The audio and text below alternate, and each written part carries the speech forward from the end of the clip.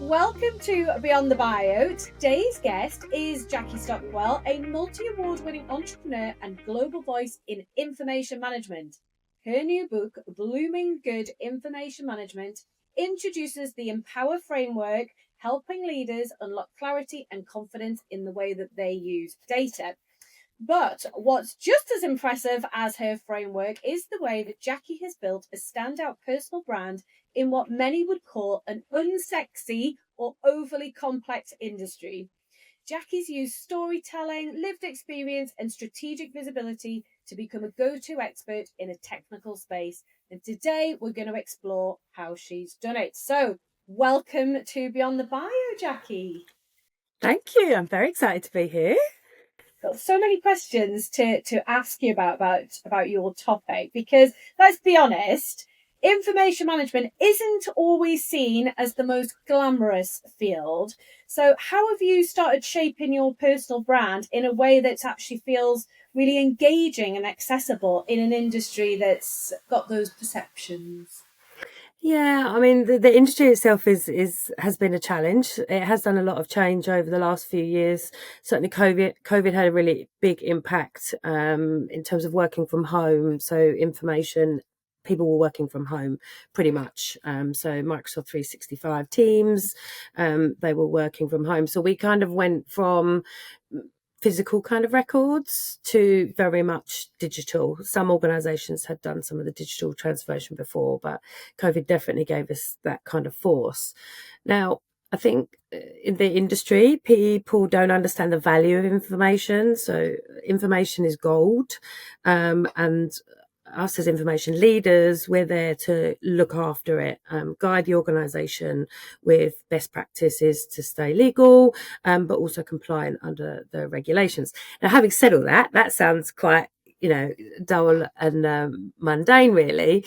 But it's so refreshing and so rewarding to be within that industry. In terms of my personal brand, I was an information manager in the National Health Service. So I spent 10 years setting up leadership through data. And I'd spend a long time doing training courses, having presentations, and I learn so differently to other people. I'm dyslexic, I have ADHD, so my attention span is not there, and I'm a visual kind of doer kind of learner.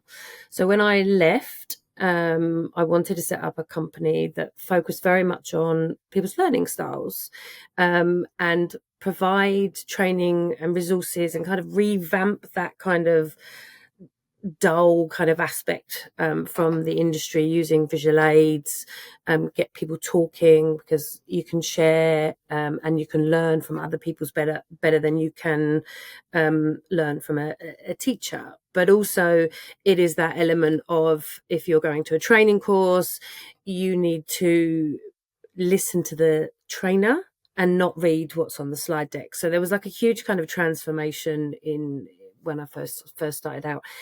For me, it was very, very imposter syndrome, very, very different to put the company out in a completely different style to anybody else. My own personal brand is just to keep it very simple, very fun, and just use stories. So you can really catch people's attention through their emotional connection by telling a story, because we've been telling stories since we, day dot, before we could write and whatever. That's how we communicated. So there was very much within our industry a few years ago when GDPR came in. So the General Data Protection Regulations was like, if you don't look after information, you can get fined. So that was kind of you must do this, otherwise you'll get fined. Whereas now there's a real shift in the industry around telling stories to kind of rejuvenate and really get people to understand the value of information. And I do that just kind of being myself, really, push the authenticity and make it fun. Because if you're trying to copy somebody else, it's gonna, comparison is a thief of joy, really, is the things that I would say. Into that in a little bit more detail, in the sense that you referred there to having dyslexia and ADHD. How has that authenticity and sharing that helped you to stand out? So it's what I'm told, that dyslexics have a completely different way of thinking. So we can find gaps in certain areas, and fill those gaps. So my latest book, as you said, is my international bestseller. Thank you very much, Moja Publishing. And my book. So what's happening now within the industry is that we've gone from paper to digital, but then we've got a bunch of soft skills. We've got our own personal belief, our own confidence. We've got public speaking, change management, and we have to be leaders to drive that influence within the business. So there's a massive thing around kind of pulling that all together. Now, what other industries have done is focus silos on each of the training courses. So you can go to one, to another, to then another. But actually, what I've created, and I think my dyslexia has definitely helped with that, is actually, why can't you merge that all into one program that allows somebody to learn all the skills? So an accelerant program that allows somebody to give it all the skills all in one, and you can increase your professional profile and also accelerate the business's information management. And I think dyslexia, we're very good at storytelling. So in my book, there's loads of stories how we relate looking after our information to very, very high, vintage wines, to how often you turn them, to look after, to preserve the quality, to a £5 bottle of wine that you buy from a shop, that you just stick in and stick out and then drink when you kind of need it. And that's the same kind of value as information. And it's that I feel that I capture quite a bit. But I also don't, when I do public speaking, and I travel the world, my presentations are not boring, so I get people to move around, because training and education is so important, but it's actually providing you with a skill that you can go and take away, not just waste somebody's time in a sort of death by PowerPoint session. So it's those tangible skills to kind of take away. And as I said, it goes back to that imposter syndrome right at the start. Very different presentations, but that is how I've built my personal brand, just kind of pushing through the boundaries of what was perceived as normal to do something different. And I definitely think my superpower has helped with that. What advice would you give to someone that's in a technical or specialist field who's worried that their expertise is too niche to build a personal brand around? I don't think anything's too niche, Sophie. I would say you can have a big wide niche and then you can have multiple niches underneath, but driving a certain niche, so my niche is being authentic, empowering, inspiring, for those kind of soft skills, that's my niche with the business. But there is no niche to be a niche. So, for example, in our industry, you now need to know about records management, you need to know privacy, you need to know about Microsoft 365. So they're all niches in themselves. I would agree with that. And I think it probably links to being a bit of a superpower as well, in that if you can get really clear on what that niche is, then you're going to stand out for the right reasons. I suppose, when you're in something very technical in the way that you are, I suspect that people in those industries and probably maybe not, like, maybe overthink it a bit and think that they are too niche, but actually there's an audience for everybody, isn't there, with everything. And actually, if you're super clear and very focused on what that is, then you can stand out more. So I would agree with that. So let's talk about your book.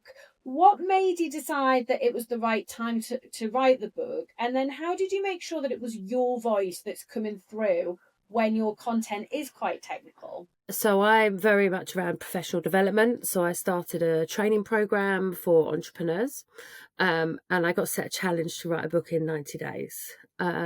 So I'm very, very goal orientated. If I don't have a goal, nothing happens really. I've kind of known that a bit more with sort of like exercise and stuff. I need to have something to work towards. I really enjoyed, so I think the fear of writing a book can be quite intensive. Just as a dyslexic, like staring at a blank page was a fear.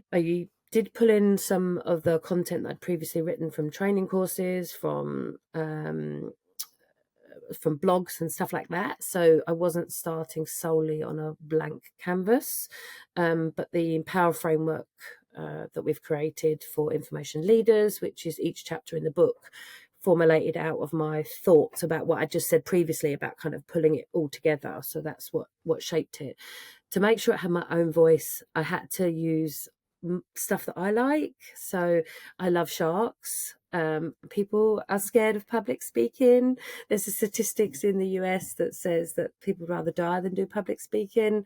For me, people are scared of sharks. So I cover Australia, and there's a big sort of shark campaign out there about how you can swim safely. So I kind of pulled those things together, and also around sort of like my personal kind of journeys, really. I'm not a fan of pigeons in London. A bit scared of the pigeons in London, but actually that's kind of so I told that story of and then I think that just gets your authentic kind of voice through.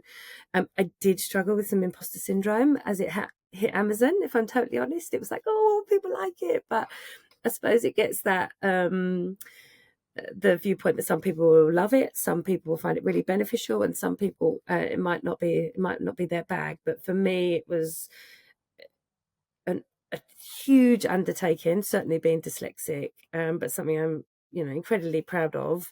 And also when you work with publishers, so I worked with Moja Publishing, and thank you very much. And it was kind of building that relationship with you so you could understand my voice as well. So where we went through the kind of edits, you could kind of see my voice, and we could kind of work together on that. So that's what I'm incredibly proud of. These things have happened since, because you've had a big event since the book launched, didn't you? You did a big event, and tell us some of the cool things that have happened. So some of the cool things, I've definitely seen an increase in my LinkedIn profiles. So I've seen a lot more interactions with some of my posts, certainly with my industry, certainly the credibility and my authority from the book. And has that helped imposter syndrome that you've mentioned? It has now. It has. So it's helped to overcome that. So I'm not so worried about it now. But it's like the way that I describe imposter syndrome, like stairs. There's somebody always better than you. You have to go up a stair. Somebody's better than you. And then once you get to that level on the stair and you're comfortable, you kind of move up a bit more. So that's kind of how I would describe that. I became an international bestseller in 24 hours. So I have an international business. How did you celebrate? I had a massive bottle of Moe, but those types of things, and like when the books arrived, I couldn't get into them. It took so long. I don't know if you'd seen the video, but I was like blubbering, trying to open this well-packed set of books. And I think for me as well, from a business perspective, it's got a lot of people to know me a bit more. So I'm just one person, but it kind of gives a lot more people worldwide to get to know me without getting to know me, if that makes sense. Does that make sense? Yeah, it does make sense. It does make sense. And what plans have you got to leverage the book? What are you going to do with it? Ooh, well, I've already been told that I should write 7 others, Sophie. So, 7? well, each on Empower. So each one each for letter, right? each Okay. letter. So, Right. but in terms of the book, I think like the plans that I have for it is to work with customers. Now we can offer a customer solution so they can read a book if they haven't got the budget to kind of work with us, continue to market it, work with customers, offer copies. It's on Audible as well. So that was kind of a fun experience doing that. Have you listened to it? Have you listened to it back? I have. My sister made me sit and listen to it in the office one day. And so, yeah, no, it's good. And I feel like I've got a nice recording voice as well. So that's kind of cool. But wanted to do that because obviously some of my dyslexic colleagues in information management would have wanted that, and I've had quite a few people come and ask me for the audiobook. So it's just around that accessibility, really. Exciting. Yeah, you've got to practice what you preach around that, haven't you? And have 100%. So what?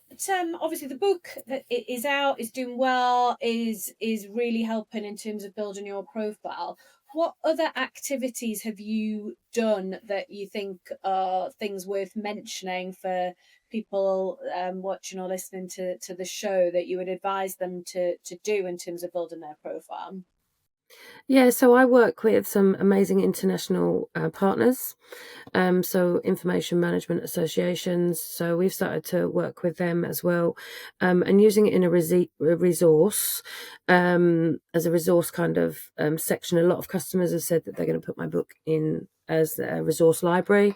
There's also a UK university that wants to put it as part of their core text. For one of their educational programs around information management. So that's kind of exciting. I would definitely say with your book, ensure that when you use LinkedIn, promote that your book's on there, but don't be overly sales. Give some content, and then a link to that. I'm encouraging people to review it and like it. Which I think is always kind of a good thing, because everyone likes a good review. You don't buy anything without looking at a review, do you? Yeah, so they're kind of the other things, definitely, for work with partnerships. You've got your podcast as well. I do have I have my own podcast. So it's called The Journals of the Information Entrepreneur. So it's basically structured under the EMPOWER framework, where we talk about soft skills, technology, but also one of my biggest things is to people that are on the show, I want to know about them first, because we're so good at just kind of launching into compliance and kind of our job roles that we do forget ourselves as people. So that's very much kind of the focus that I want to do with my podcast.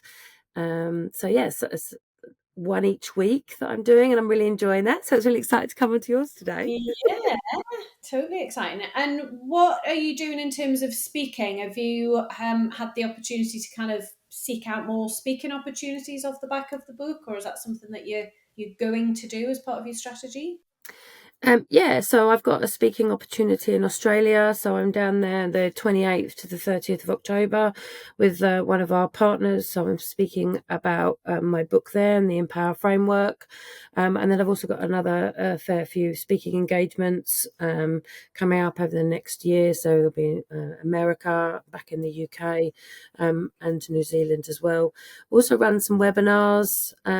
So when the book launched, I did a four webinar sprint in 2 days across the world. So I ran sort of same webinars just to get people kind of talking about it on book launch day as well. So they're the things that are going to fall in within the strategy as well. Exciting. So lots to go at, lots happening. And what's next? What else? What's your focus going to be over the next sort of year or so in terms of profile building activities? Anything in mind? So profile building will still be pushing on public speaking. I would love a TEDx talk. That's kind of one of the big What would things your that topic be? information management. Oh, yeah. Okay. You have a title? Be a bit more specific. It's kind of beyond the seas. So I wanted to share the story that I have in my book around information management and talk about the ship navigating, because I really kind of want to continue to drive the importance of information within the world. And I feel that would be a good platform to do that.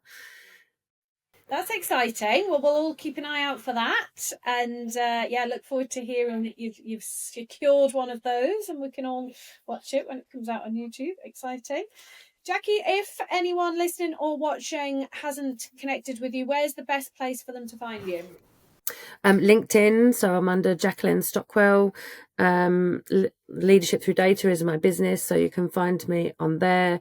Reach out. I'd love to connect with.